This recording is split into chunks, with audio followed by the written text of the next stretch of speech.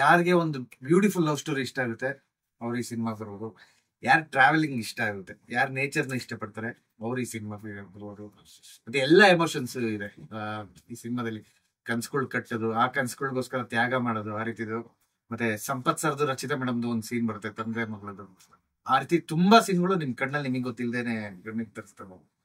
ಮತ್ತೆ ನೀವು ಸಿನಿಮಾದಲ್ಲಿ ಮುಳುಗೋಗ್ತೀರ. ನಾನು ಹೇಳಿಲ್ವ, ಒಂದು ಕಾದಂಬರಿ ಅಂತ, ಕಾದಂಬರಿ ಒಳಗೋಗ್ತಾ ನಾವೇ ಕ್ರಿಯೇಟ್ ಮಾಡ್ಕೊಂಡಿರೋ ಕ್ಯಾರೆಕ್ಟರ್ಗಳಲ್ಲಿ ಮುಳುಗೋಗ್ತೀವಿ. ಅದೇ ರೀತಿ ಈ ಸಿನಿಮಾ ನಿಮ್ನ ಅಂದ್ರೆ ಕರ್ಕೊಂಡೋಗಿ ಲೀಲಾಜಾಲವಾಗಿ ಒಂದು ಟ್ರಾವೆಲ್ ಮಾಡಿಸಿ ಕೊನೆಯಲ್ಲಿ ಒಂದು ಎಮೋಷನಲಿ ರೋಲರ್ ಕೋಸ್ಟರ್ ಮಾಡುತ್ತೆ. ಸೊ ಆ ಟ್ವಿಸ್ಟ್ಗಳು, ಆ ಎಮೋಷನ್ಸ್, ಮತ್ತೆ ಕ್ಲೈಮ್ಯಾಕ್ಸ್ ಮುಗಿದ್ಮೇಲೆ ನಿಮ್ಗೆ ಎದ್ದು ಆಚೆ ಬರಕ್ಕಾಗಲ್ಲ.